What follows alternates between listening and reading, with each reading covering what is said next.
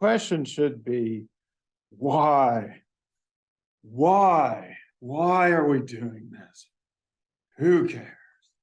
So what?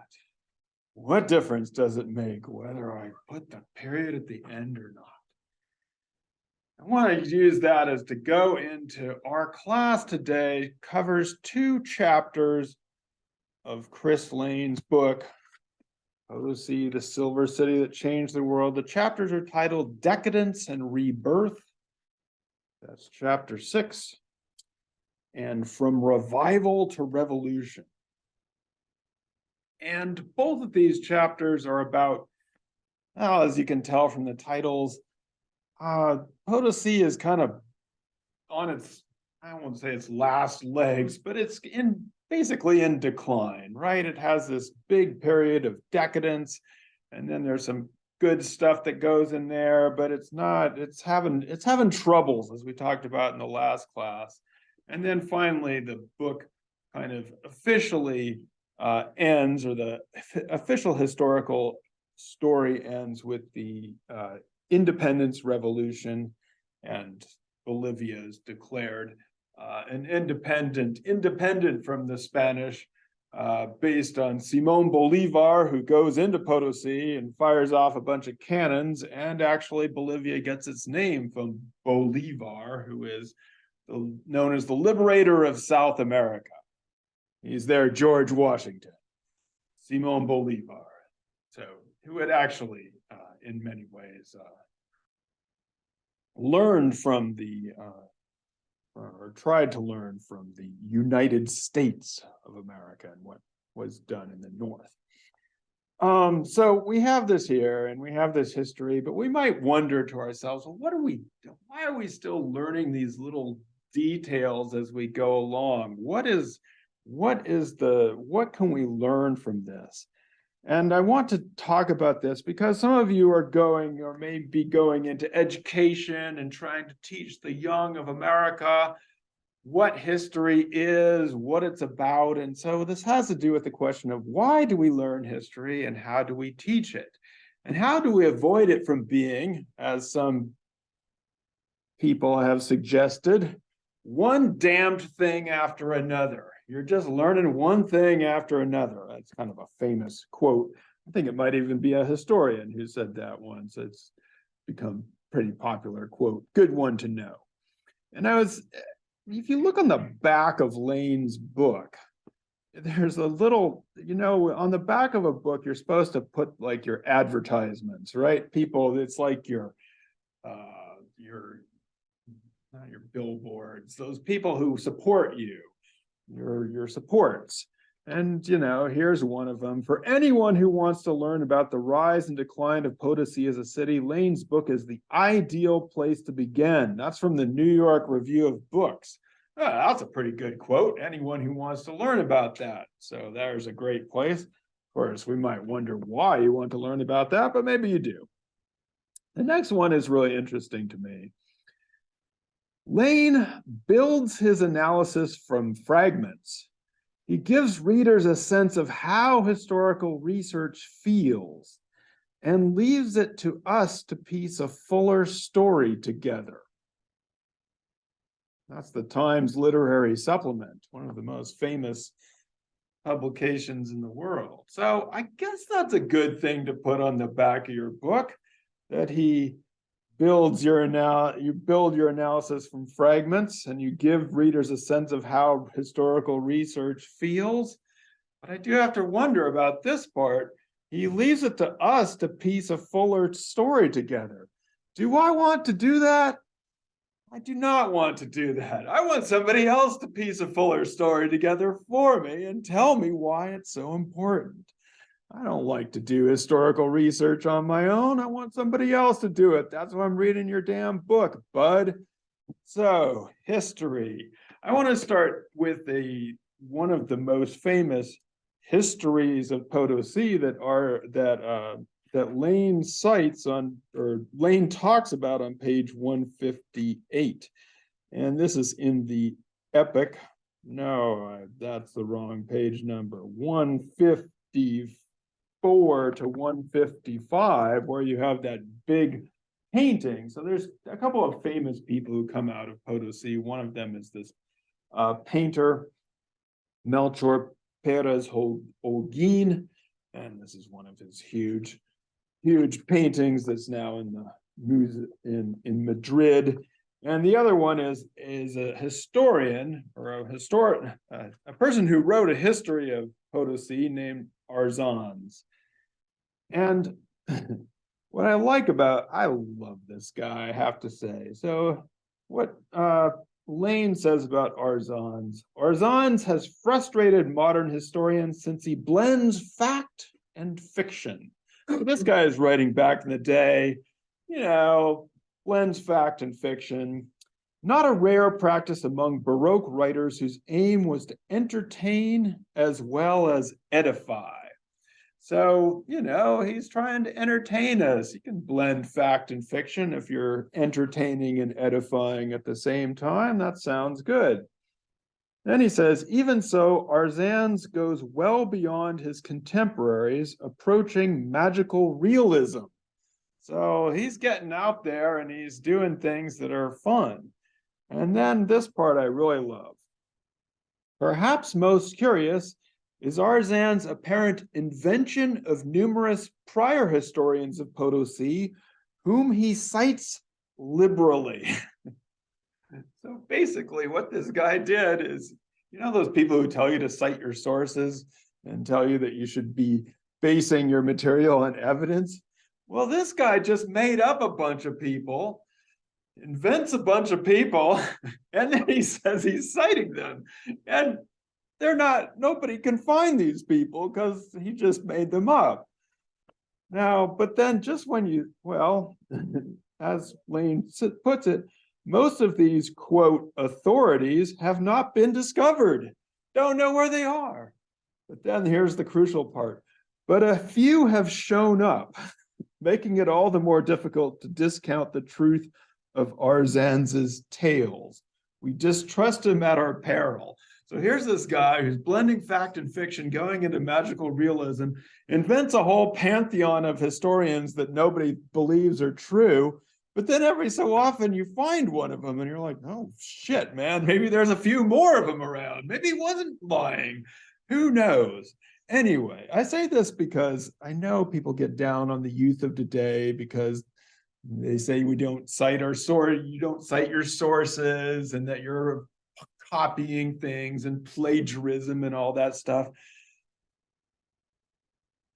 You have nothing on these guys back in the day. They were the most plagiarizing people you can possibly imagine, copying things, misciting sources, doing everything. So over the years, a more professional historical discipline has surfaced, which is not supposed to do this. And you're not supposed to just have fiction and fact, but the roots of it are murky at best. Anyway, why do we do history? So we're going to try and piece together a bigger story here, or I'm going to try and piece myself to story together since that's what I'm told. But let's postpone the hurting part. All these people are coming in, as you put it, nations, trading people, all these people. We've been talking about that, how crazy and incredible it is. This place that wasn't even a place, 4,000 meters high, is in the middle of South America, all of a sudden is one of the biggest cities in the world, one of the first global cities, has all these people coming in, drugs, prostitution, and gambling, big finance, big churches, enslaved persons, puts together all this silver, the mills, the mint, huge. So what should be our question here? Maybe it doesn't have to be Liam. I've been trying to tell us, and Lane has been trying to tell you how amazing it is that this place comes to be. But there might be a question from today's world that we have looking back on this. Here we have this place 400 years ago, before the United States was even a place. Even nothing going on here. And here we have this huge metropolis high up in the Andes, and all these people doing all these things, and people coming from all over the world to trade and do these things. What question might that lead to our minds today, looking back?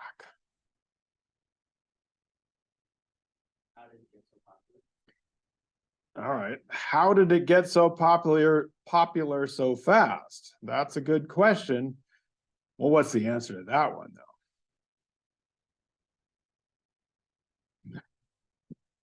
The simple answer, the silver, right? I mean, yeah, it was very popular so fast because it was like having all the money in the world right in one place, and that would make you popular.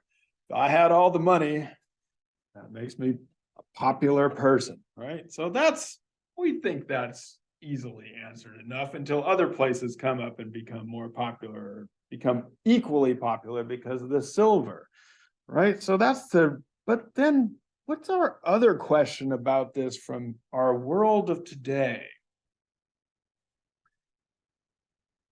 Had anybody of you ever heard of Potosí before we did this? Knew where it was? Knew that it did anything? Ever wanted to go there? Why is it so important? And what the hell happened, right? I mean, here we have the biggest city in the world. And I mean, London's still around. We probably wanted to go there. I'd love to go to Paris, sure, but nobody wants to go to Potosí. And so the question actually is, and it's a question that has been raised about Spanish colonialism in general, is you have this gold, this silver, this stuff, all these riches, they're on top of the world.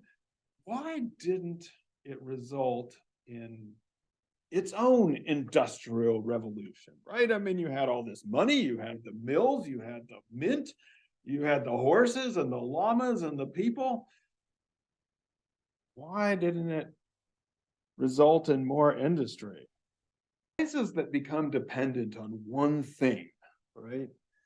On one particular thing, there tends to be a concentration of effort so that everybody gets into that one thing and you're all loaded in, and then it's like there's nothing else can happen.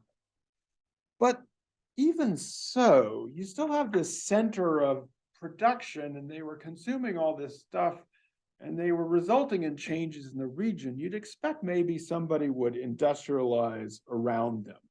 I guess I would say this is not just a question about Potosí, but also about why it was that industrialization happens in the English world and the United States rather than in the Spanish world. And this has been a huge question that has plagued historians, or has been a question that historians have had. And so I don't think we're actually going to answer it today, because this has been debated for at least 100 years or so. But I would say a couple things. For one thing, you want to be careful of some stereotypes that we talked about in the last class and that Lane told us about early on, but he hasn't talked about lately, which is the idea of the Black Legend, which is the idea that the Spanish were particularly greedy, cruel, and bad people. And as we talked about in the last class, this carries over into stereotypes about people from the Spanish-speaking countries of today. But basically, these kinds of explanations focus on things like, aha, well, they must be too dumb, or they must be too lazy, or they were too greedy, or they were too Catholic, and so they weren't able to do the Industrial Revolution like us smart Northerners. So that's, I guess we have to watch out for those kinds of explanations, because they are often just very stereotypical. And I will say that many of those explanations, I think, echo something that we talked about in the last chapter of Restall's book, The Seven Myths, which is the myth of superiority. And so in some ways, if you remember, the Spanish had their own myth of superiority about why they were able to conquer the Americas. And that later passed on to a myth of superiority that the English and the United Statesians got a hold of, which is the idea that they were able to become powerful because they were smarter, more superior, blessed by God in a because their God was better. So we have to watch out for these kinds of explanations, but it still begs the question is what happened here? Now, one of the explanations of that comes from that the idea of not being technically up to speed was actually held by the Spanish themselves. As Lane says, in the late 18th century, so this is sort of around 1770s, 1780s, 1790s, a lot of the people in Spain who were educated thought they were way back in comparison to the Germans and other scientific countries. And so they imported, or they brought some German metal people who knew about mines and metallurgy into Potosí. So they had a whole encouragement. It was called the Nordenflicht Expedition. They encouraged people from these places that were supposedly going to bring in technical knowledge and be able to do all kinds of things with the Potosí ores that the people in Potosí were not able to do themselves. Now, this actually relates to kind of a general idea that different countries in South America have had, and that they needed to import, especially Germans and other Northern Europeans in order to improve their country.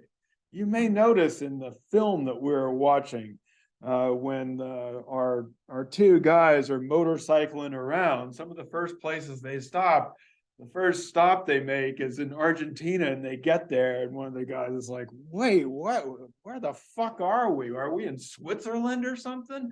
And it's like, there's this almost like German villa there. And then the next person they treat has some name like Von somebody. And you're like, what are these guys doing here?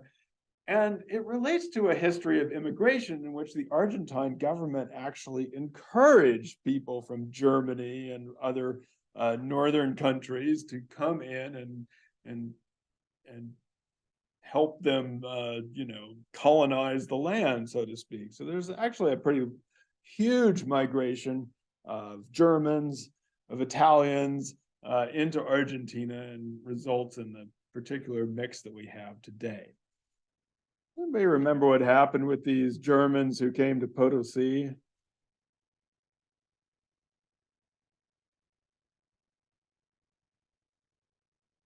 Did they do it?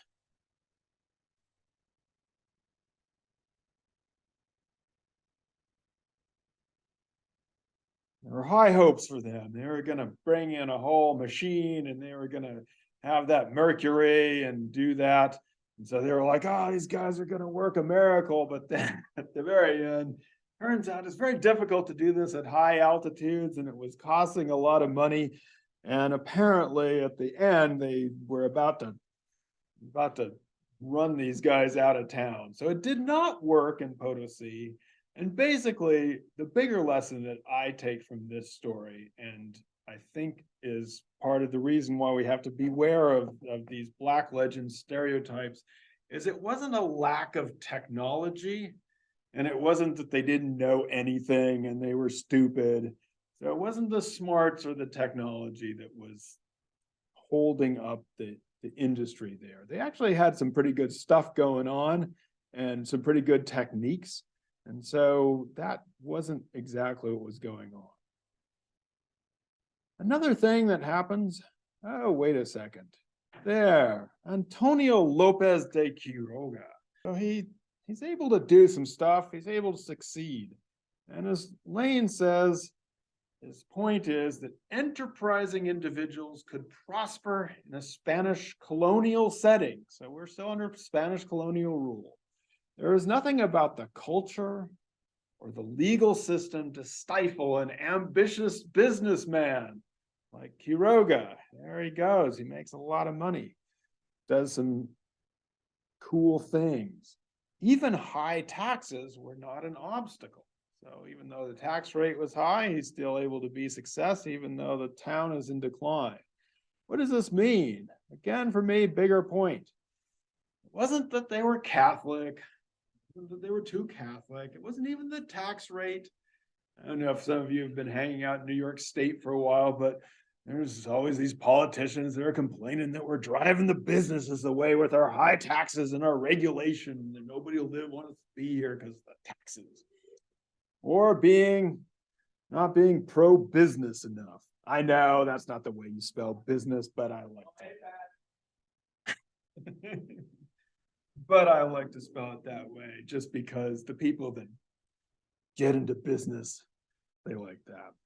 Anyway, the point is that it's not something that was, it's not that their culture or their tax rate or their Catholicism was holding them back. So again, these are some ideas that have been put out there. I think they're rooted in an anti-Spanish, anti-Catholic ideas. Not that I'm pro-Catholic, but you have to be careful of being too anti something, too biased. So I think I'm going to say that there's perhaps 4 reasons why there was less, the city of Potosí did not result in a larger transformation. My first reason is that the Spaniards and the colonial authorities in general did not trust the people.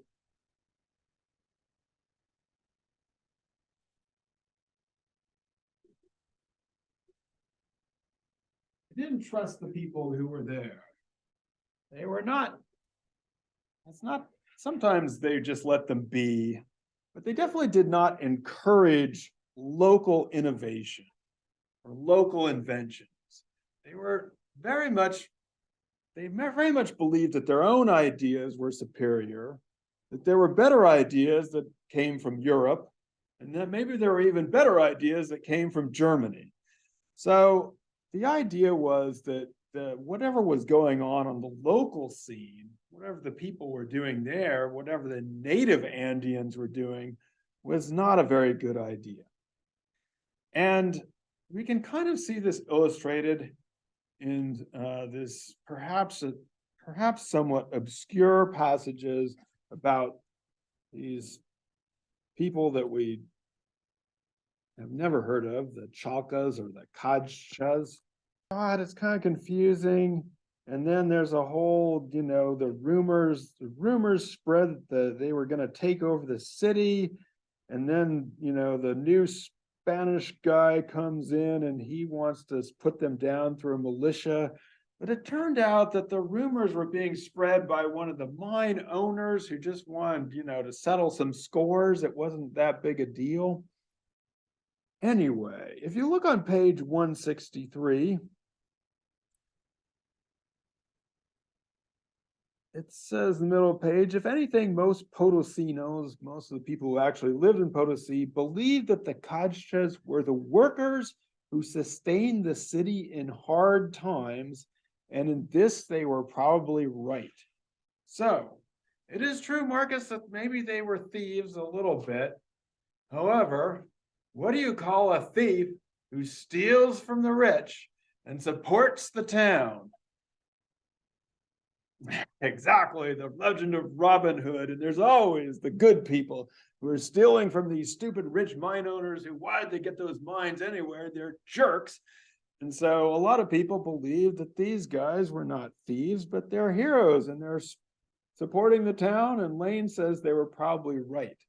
Now, I'm not saying that the thieves were right or this, but the point is that the authorities and the colonial people did not want to encourage local forms of production, local forms of organization. They did not believe that this was going to be a good idea.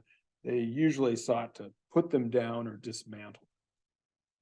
So, which leads us to the second point, which is about labor.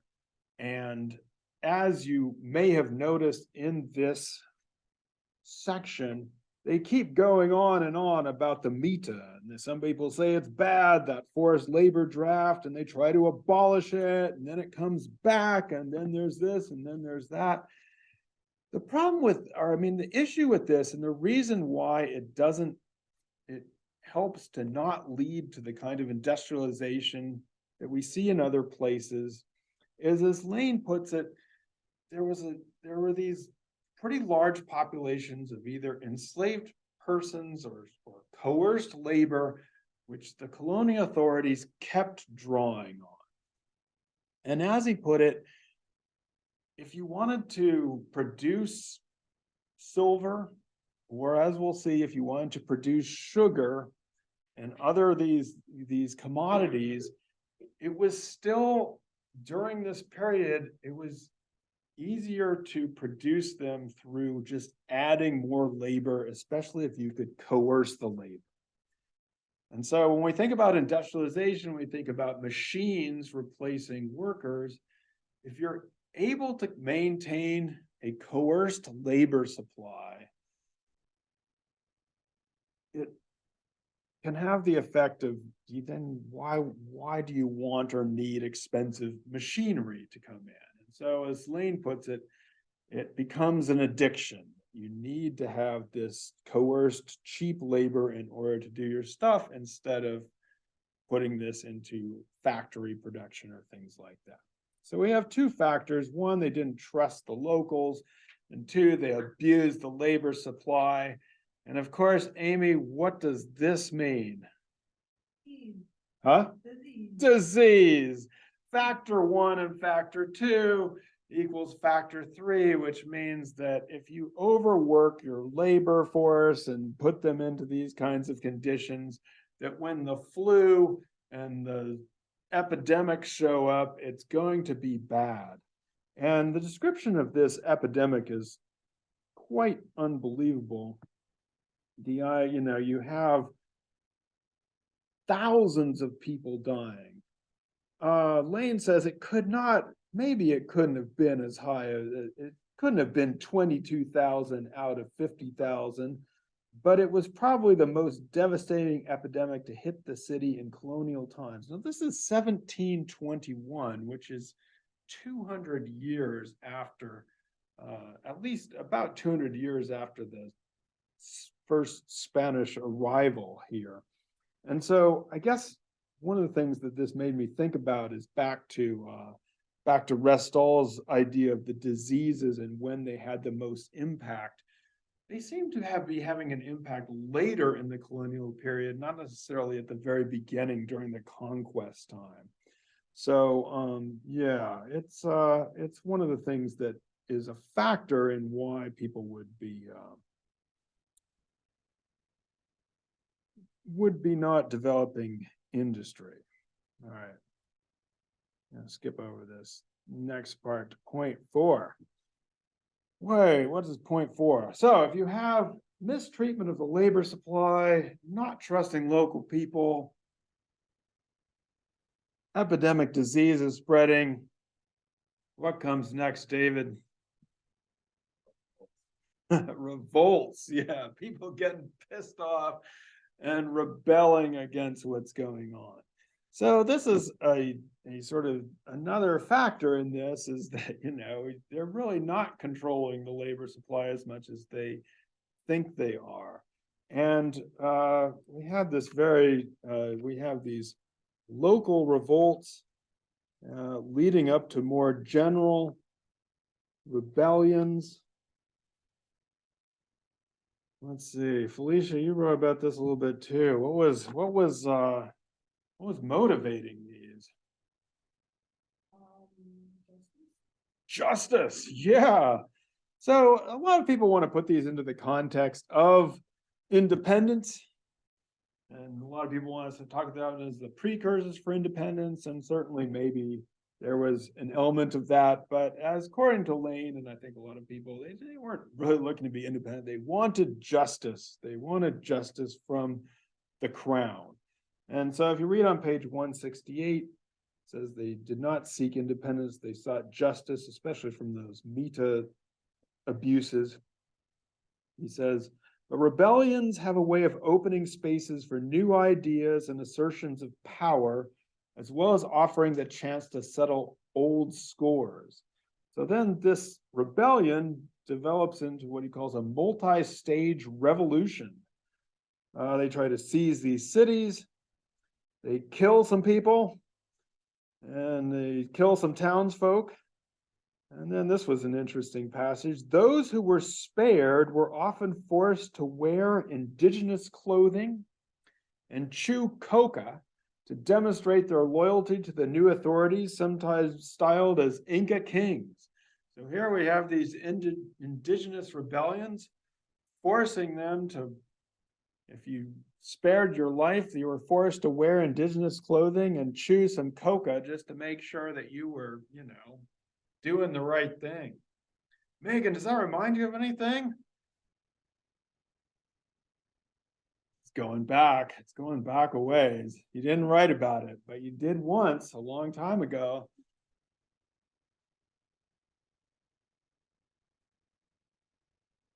Now it was like 3 times ago. You might not be able to remember it.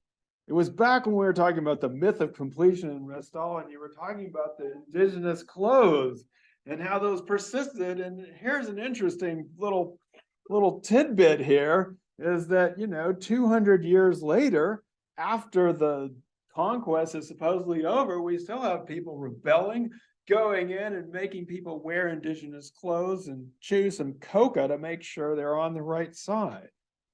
So what I think this adds up to, and I think I'm on the same page with Lane, I think he's doing this, is that maybe the question, we've been asking this question wrong. We've been asking it from the perspective is, why didn't this thing happen? Why did they lack industrial development? And maybe there's a different and more interesting and better question here, which is, how was it that the indigenous or the native people were able to persist and endure through all the admittedly terrible things that they had to endure? Now, we don't want to overphrase this and say that nothing was lost or in the conquest or that there weren't horrors. There certainly were. But what's interesting, so you have the Kajjas doing their mine work. You have on page 165 that, as he said, that silver production reverts to Indian hands, much as in the times before Viceroy Toledo. So we talked about how in the first part of the Potosí that it was mostly in indigenous hands, and then it turns out toward the end, or toward as it started to decline, it goes back into indigenous hands. And then finally on the last page that we were supposed to read, page 180, he says that the Potosí would never simply be a site of Spanish oppression and native suffering.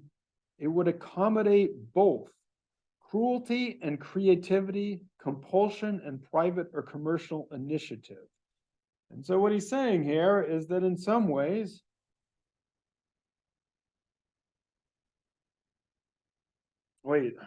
at the beginning of that paragraph, I should have read this. The less told story of indigenous survival and resistance. So again, what he's saying here is we sometimes phrase this as why weren't the Spanish more successful?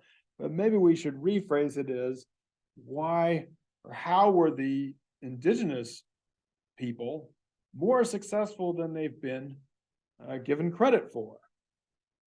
And in some ways, we could say that the people who were native to that area or indigenous and had a front row seat on colonialism and what was going on were able to recognize some of the problems or the hazards of capitalism. And so there's some interesting passages here about why the indigenous people themselves may have wanted to keep the mita or the labor draft. We've talked about how some of them got very rich from it, so that's a reason. But there's on page 179, he says that for native Andeans, the MITA, that forced labor draft, despite its horrors, was to some extent offset by crown guarantees of land protection and legal aid. So the idea was, if you give us workers, we'll keep your land for you. By giving us workers, you keep your land and you keep it communally, and you're able to file suit in Spanish courts. The prospect of a Creole-run government, that is an independent government that would be run by these people from within Bolivia or Argentina, especially a liberal one aiming to break up communal properties, was repulsive. So this is why some indigenous people would not have supported the revolution, because the people that were coming in were anxious to get out from under the Spanish because they wanted to take indigenous or native lands for themselves. By the way, similar things sometimes happened in our own country. Or if you turn to page 180, it says, paradoxically, MITA service had become a point of pride among some Andeans faced with other pressures. So it became this sort of defending our community kind of thing. So, not trying to say here that indigenous peoples are automatically or all opposed to capitalism. A lot of them made money and would have been good business owners and all of these things. But some of them, again, had this front row seat on some of the overreaches of this first phase of financial capitalism. And as we talked about, some of the ways in which people were treated, the inequalities, the exploitation, and certainly the environmental disasters which mining has been in many parts of the world. And perhaps this prefigures our very own times, and we talked about at the end of the last book, our age of expansion, which has resulted in some interesting capitalist excesses as well. So maybe we should be happy they didn't industrialize 200 years before the official industrial revolution, because we'd be a couple hundred more years into climate change. I also, just for the fun of it, I looked up, well, who's the president of Bolivia now? Luis Arce, he doesn't identify as indigenous like his predecessor, Evo Morales, does, but he's certainly interested in coca production. Last year, they celebrated National Coca Chewing Day. Just imagine, can you imagine having a National Coca Chewing Day? And they're gonna make some toothpaste from coca, which, because certain alkaloids contained in the leaf have been known to neutralize cavities, I cannot wait to get my hands on this stuff, man. The coca toothpaste, that is gonna be awesome. Anyway, I say this to say that if you would have said to a Spaniard 200 years ago that one day there would be a president of Bolivia who would be talking about industrializing the coca leaf and making it into toothpaste and things like that, they would have said, no, that can't be true. That's not going to be the way the future is. But maybe that is the way the future is.